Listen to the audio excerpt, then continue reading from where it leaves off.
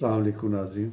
वो जो कई रोज़ से सियासत के मैदान में बेयकीनी की कैफ़ियत थी, उसमें यकीन की कैफ़ियत तो एक पैदा हो गई। वो क्या है? वो है हिज़्ब इख्तिलाफ़ की तरफ से ये हतमी ऐलान कि वो तहरीक अदम एतमाद पेश करने जा रही है। अब इसके बाद फितरी तौर पर जो हमारे मीडिया का स्टाइल है, उस पर यह बहस शुरू हो गई है कि ये कामयाब होगी, ये नहीं होगी, काफ लीग आ रही है, नहीं आ रही, MQM का क्या फ़ैसला होगा, बाकी लोगों का क्या मामलात होंगे, जहांगीर तरीन क्या करेंगे। अब ये बहस शुरू हो गई है। और इसके यानी अब ये नतीजा जमा तफरीक करके ये निकाला जा रहा है कि 172 वोट किस तरफ जा रहे हैं, और अगर 172 वोट अपोजिशन की तरफ हो जाते हैं तो उधर कितने हो जाएंगे। अब ये सिलसिला चल निकला है और ये सिलसिला जारी रहेगा, काफ़ी अरसे तक जारी रहेगा, जब तक कि तहरीक अदम एतमाद किसी एक तरफ लग नहीं जाती। लेकिन जो बुनियादी बात है, जो सियासी हरकियात की बात है, सियासी मैकेनिज़्म जो है, जो हमें बताता है, वो ये है कि तहरीक अदम एतमाद या इस जैसे जो दीगर इक़दामात किसी सियासी निज़ाम के सिलसिले में इख्तियार किए जाते हैं, उनका कामयाब होना या नाकाम होना अहम नहीं होता। उसकी हरकियात कुछ मुख्तलिफ होती हैं। मसलन इस वक्त जो सिचुएशन पैदा हो चुकी है, पाकिस्तान की सियासी सूरत हाल जो बन चुकी है, उसमें वो हमें ये बताती है कि तहरीक अदम एतमाद कामयाब हो या नाकाम हो, इन दोनों सूरतों में इमरान खान की शिकस्त होगी और हिज़्ब इख्तिलाफ़ की कामयाबी होगी। ये कैसे होगा? ये एक दिलचस्प सवाल है और इसकी तफसीलात बहुत ही यानी गैर मामूली, दिलचस्प और बारीकी उनमें बहुत पाई जाती है। तो इसको समझने की ज़रूरत है। मसलन आप ये देखिए कि चंद दिन पहले जो हमारे सामने सिचुएशन आ रही थी, उस तहरीक अदम एतमाद के सिलसिले में हमें मुस्लिम लीग नून ज़रा लाताल्लुक़ नज़र आ रही थी। ऐसा लग रहा था कि उसकी दिलचस्पी अब इसमें कम हो गई है। और वो दिलचस्पी क्यों कम हुई, उसकी वजूहात हम आपको गुज़िश्ता अपने वीलॉग्स में बता चुके हैं। इस वक्त भी जबकि अब ये मामला यकीनी नज़र आ रहा है कि तहरीक अदम एतमाद पेश होगी, इसके बावजूद मुस्लिम लीग नून की तरफ से इस तरह की बातें सामने आ रही हैं, जिससे ये पता चलता है कि काफ लीग के साथ मामला तय नहीं पाए।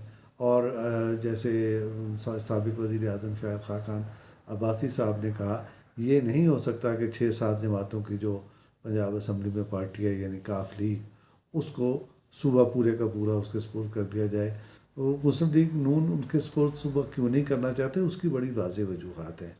और वो ये महसूस करती है मुस्लिम लीग नून कि चौधरी बिरादरान और पाकिस्तान पीपल्स पार्टी अगर मिल जाएं तो इसके नतीजे में सूबे में सूरत हाल बहुत यानी इनकी सियासी हुनरमंदी जो है वो सूरत हाल को बदल सकती है। तो इस तरह की सिचुएशन जो है, ये फिर इससे गैर यकीनी कैफियत पैदा होती है। तो ये कैफियत बरकरार रहेंगी। और ये क्यों बरकरार रहेंगी? ये इसलिए बरकरार रहेंगी कि इनको बरकरार रखने में ही हिज़्ब इख्तिलाफ़ की कामयाबी है। ये कामयाबी कैसे है, ये हम आपको आगे चल के बताएंगे। लेकिन हम एक और पहलू आपकी तरफ से आपके सामने लाना चाहते हैं, वो ये कि इस वक्त अगर तहरीक अदम एतमाद के सिलसिले में यकसुई पैदा हुई है और ये इतलात भी सामने आ गई हैं कि मियां नवाज़ शरीफ साहब ने इसके सिलसिले में गो अहेड दे दिया है, तो ये कैसे हुआ, ये मुमकिन कैसे हुआ? इसको समझने के लिए अगेन हम फिर आपसे गुजारिश करेंगे कि सियासी हालात में नज़र रखने ज़रूरी है। और इस सिलसिले में जो हालिया एक तकरीर है बिलावल भुट्टो ज़रदारी की, वो हमें गाइड करती है कि ये सूरत हाल कैसे तब्दील हुई होगी। बिलावल भुट्टो ज़रदारी ने अपनी एक हालिया तकरीर में 2 बातें ख़ास तौर पर कहीं। उन्होंने ये कहा कि आइंदा जो हुकूमत बनेगी तहरीक अदम एतमाद की कामयाबी के बाद, वो अबूरी मुद्दत के लिए होगी, वो बहुत मुख्तसर मुद्दत के लिए होगी। और उन्होंने ये वाज़े किया, उनके बयान से ये वाज़े होता है कि वो तहरीक अदम एतमाद अपने 1.5 साल के लिए नहीं होगी, जो इमरान खान की बकिया मुद्दत है उस सारे अरसे के लिए नहीं होती। एक बात। दूसरी बात उन्होंने ये कही कि ये जो तहरीक अदम एतमाद की कामयाबी के बाद जो मुख्तसर दौर आएगा, جس عرصے میں اسمبلیوں کو ختم کرنا مقصود ہے، اس عرصے کے دوران آئینی اصلاحات لائی جائیں گی۔ وہ آئینی اصلاحات لائی جائیں گی جو ان کا تعلق انتخابات سے ہے، جن کے ذریعے انتخابات کو آزادانہ اور منصفانہ بنانا یقینی ہو جائے گا جن کی مدد سے۔ تو یہ دو باتیں کیا ہیں؟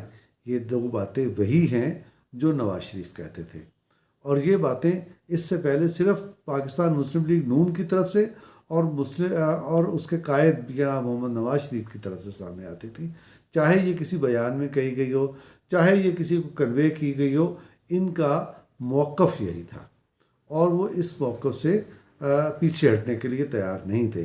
اب اگر میاں نواز شریف تحریک عدم اعتماد کے سلسلے میں آگے بڑھنے کا کہہ چکے ہیں تو اس کے پیچھے یہ بڑی بات ہے۔ اب اس میں ایک تیسرا ان کے بلاول بھٹو زرداری کے بیان کا ایک تیسرا حصہ بھی ہے۔ تیسرے حصے میں انہوں نے یہ کہا ہے کہ مسلم لیگ کا پنجاب میں اسپیکرشپ کے پاس ہے، تو اب ہمیں انہیں اس سے بڑا کو منصب دینا ہوگا۔ اب یہ بڑا منصب اس کو ملتا ہے نہیں ملتا، یہ ابہام کی کیفیت جاری رہے گی۔ یہ ابہام کی کیفیت اس لیے بھی جاری رہنا اپوزیشن چاہتی ہے کہ یہ جاری رہے کہ اس کے نتیجے میں جو ان کی مخالف فریق ہے یعنی حکومت، وہ اس طرح کے اقدامات درست طور پہ نہیں کر سکے گی، کیونکہ اس کی سمجھ میں نہیں آئے گا کہ صورتحال کیا ہے۔ تو یہ ایک تو اس کا پہلو تو یہ ہے، اور اس کو پیش نظر رکھنا چاہیے۔ اچھا، اب ہم نے شروع میں جو عرض کیا تھا کہ یہ تحریک عدم اعتماد کامیاب ہوتی ہے یا ناکام ہوتی ہے۔ ہر دو صورتوں میں ناکامی عمران خان اور ان کی حکومت کی ہے۔ وہ کیسے؟ یہ ہم آپ کو ایک مثال سے سمجھائیں گے۔ یہ 1992-93 کی بات ہے، جب غلام اسحاق خان نے میاں نواز شریف کی حکومت کو ختم کر دیا، اسمبلی تحلیل کر دی اور انہیں گھر بھیج دیا میاں نواز شریف صاحب کو۔ میاں نواز شریف صاحب جو ہیں وہ اسمبلی میں چلے گئے، بلکہ اسپیکر قومی اسمبلی گور ایوب خان اسمبلی میں چلے گئے، اور معاف کیجیے گا سپریم کورٹ میں چلے گئے، اور سپریم کورٹ نے غلام اسحاق خان کے حکم کو غیر آئینی قرار دے کر حکومت کو بحال کر دیا۔ اس بحالی کے بعد میاں محمد نواز شریف نے اسمبلی سے مینڈیٹ لیا، اور وہ مینڈیٹ گزشتہ مینڈیٹ سے جس مینڈیٹ کے ذریعے وہ وزیر اعظم منتخب ہوئے تھے، اس مینڈیٹ سے بڑا مینڈیٹ تھا۔ لیکن ہوا کیا؟ ہوا یہ کہ میاں نواز شریف حکومت نہیں کر سکے۔ ان کا حلقہ اتنا تنگ کر دیا گیا ان کی گردن کے گرد کہ وہ کوئی کام نہیں کر سکتے تھے۔ وہ کیسے ہوا؟ اس کا ایک طریقہ یہ تھا کہ پنجاب حکومت تبدیل کر دی گئی، اور پنجاب میں جو اپوزیشن کی حامی حکومت میاں منظور وٹو کی قیادت میں قائم کر دی گئی۔ میاں منظور وٹو نے اتنا ناطقہ بند کیا کہ جو وفاقی حکومت تھی وہ اسلام آباد کی حدود سے باہر نہیں جا سکتی۔ نتیجہ یہ نکلا کہ پورا سسٹم ناکام ہو گیا، اور فریقین جو ہے وہ ایک دفعہ پھر مل بیٹھنے پہ مجبور ہوئے، اور اس انتظام کے تحت اسمبلی ایک بار پھر تھوڑے ہی عرصے کے بعد اسمبلی ایک بار پھر تحلیل کر دی گئی، اور بالآخر 1993 میں انتخابات ہوئے، جس کے نتیجے میں محترمہ بے نظیر بھٹو کی حکومت قائم ہوئی۔ تو کہنا یہ ہے کہ جب کوئی تحریک عدم اعتماد پیش ہو جاتی ہے، جب کوئی سیاست میں عدم استحکام کی ایسی کیفیت پیدا ہوتی ہے، جب اسمبلی کے اندر اور بیرونی اسمبلی کے باہر کے حالات کی وجہ سے حکومت اپنے اعتماد سے محروم ہو جاتی ہے۔ حکومت کی اعتماد سے محرومی کیا ہوتی ہے؟ حکومت کا پہلے ایک نیریٹو ہوتا ہے، بعد میں دوسرا نیریٹو ہو جاتا ہے۔ چند روز پہلے یہی حکومت اور اس کے سربراہ عمران خان کہتے تھے کہ مہنگائی تو ہوگی، یہ تو برداشت کرنا پڑے گا، لیکن اب انہوں نے اپنا مشہور عام جو ہے یو ٹرن لیتے ہوئے پیٹرول کی قیمت بھی کم کر دی، بجلی کی قیمت بھی کم کر دی، اور کچھ اور اقدامات بھی شروع کر دیے، اور ایم ایس ٹی اسکیم بھی اپنی حکومت میں تیسری ایم ایس ٹی اسکیم بھی شروع کر دی، اور وہ اسکیم جس کو اس سے پہلے وہ دیگر حکومتوں کے لیے جرم قرار دیتے تھے، وہ انہوں نے اپنی اس حکومت میں تیسری یہ اسکیم جاری کی ہے۔ تو یہ جو اقدامات ہیں، اس سے پتہ چلتا ہے کہ یہ حکومت اپنے اعتماد سے محروم ہو چکی ہے، زمین اس کے پاؤں سے نکل چکی ہے، اور وہ یعنی ہاتھ پاؤں مار رہی ہے اپنی حکومت کو بچانے کے لیے. یہ وہ صورتحال ہے جو ایک دفعہ پیدا ہو جائے تو اس کے نتیجے میں کبھی حکومت گھبراہٹ سے باہر نہیں نکلتی.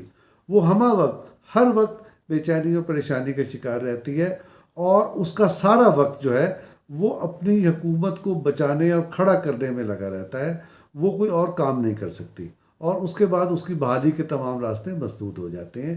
اور اس وقت تحریک عدم اعتماد کا مقصد بھی یہی نظر آتا ہے.